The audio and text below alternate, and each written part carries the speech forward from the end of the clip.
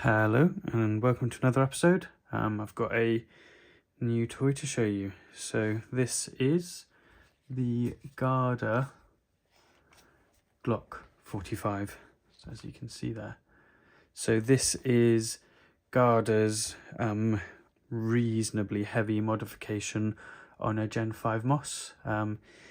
It is the Glock 45 length slide, Glock 45 sized frame, but internally it is largely, if we put it that way to be so you can see, internally it's largely a Glock 17 Gen 5 Moss. So same rail, same hammer system, same trigger, same mag release, same slide stop, same mag release, same trigger bar.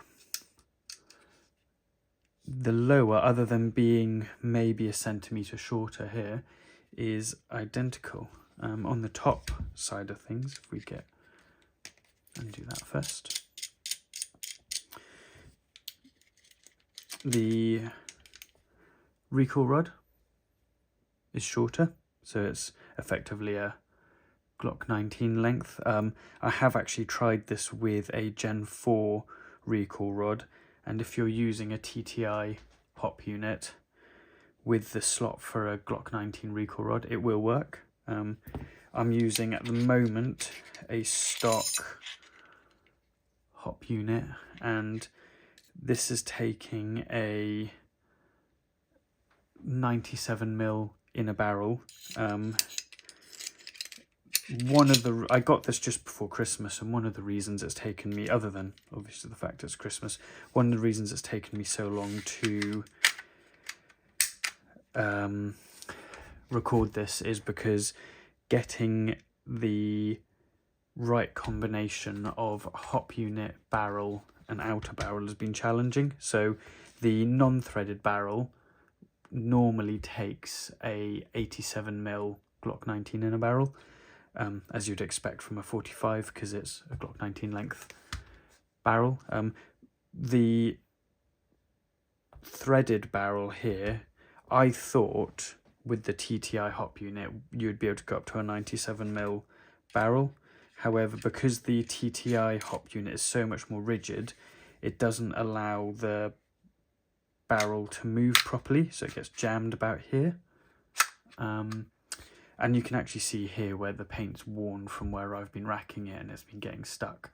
So what I've had to do is I've fitted a stock TM barrel, stock TM hop unit and a PDI in a barrel. Now the barrel wobbles ever so slightly within the hop unit, and that allows it to move freely, whereas in the TTI, because it's fixed so securely, it won't wobble at all.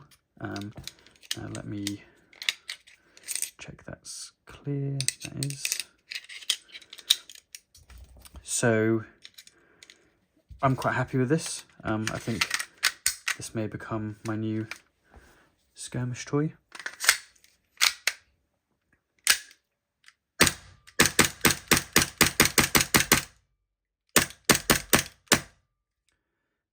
Even with the acro on it, recoils really, really well.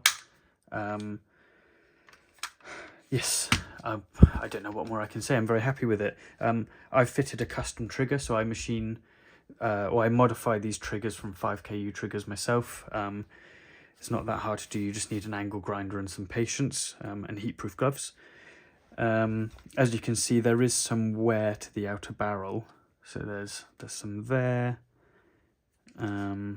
Some at the top here. If we take this apart, you'll see it's kind of curious because the wear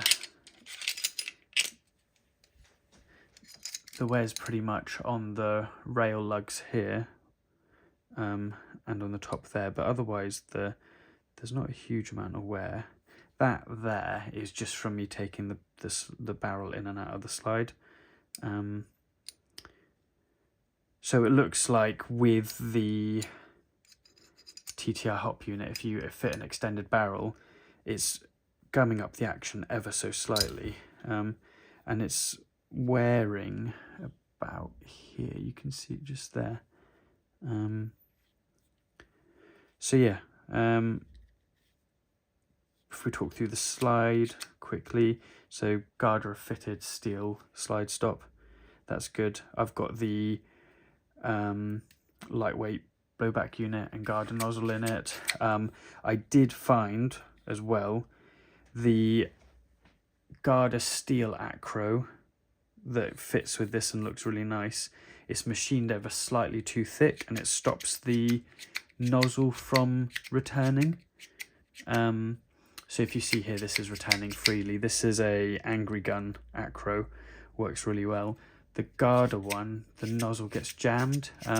There's two solutions to fixing that. You can either grind out the channel where the top of the nozzle is rubbing against the acro plate.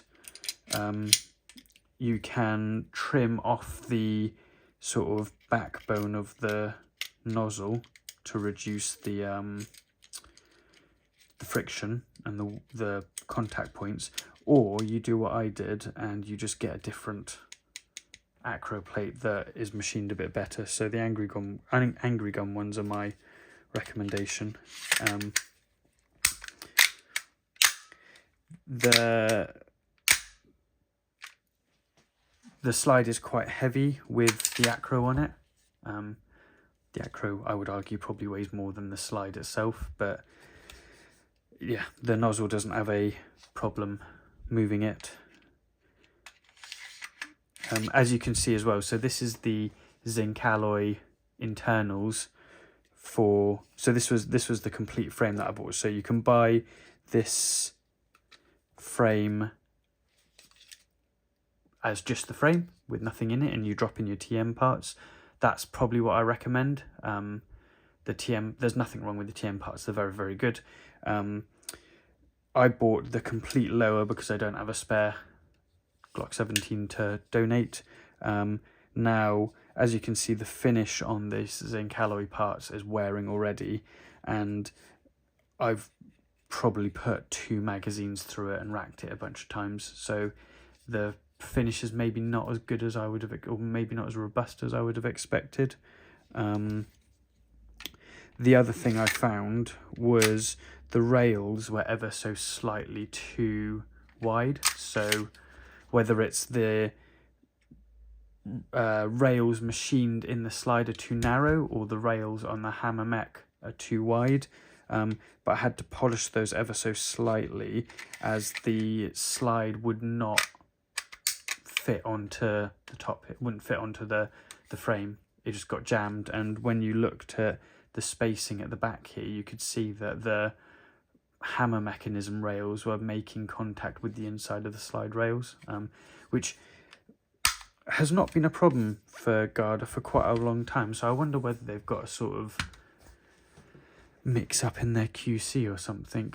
So yeah, it's a little bit curious, but they do. So Guarder do this kit as an aluminium slide, a steel slide, steel extended barrel and steel standard barrel. They also do the complete hop unit for the internals. So basically the Guarder spec version of the TM hop unit. It looks pretty good. It's about $60, which in my opinion is maybe a little bit rich for a Guarder hop unit that's basically TM spec. But also, if you don't have access to a stock TM hop unit, the TTI hop unit is probably going to cost you $60 before you've even put a barrel and hop rubber in it, and Guarder are charging you $60 for everything, including a copper barrel. So it's not bad value for money, but in my opinion, you're paying $60 for something that is effectively marginally better than stock. So yeah, thanks for that. Thanks for watching, rather. I will see you guys next time. I've got a few new things to show you. I've had some 5KU bits come in that I'm going to review, so hopefully we'll see you again in the future.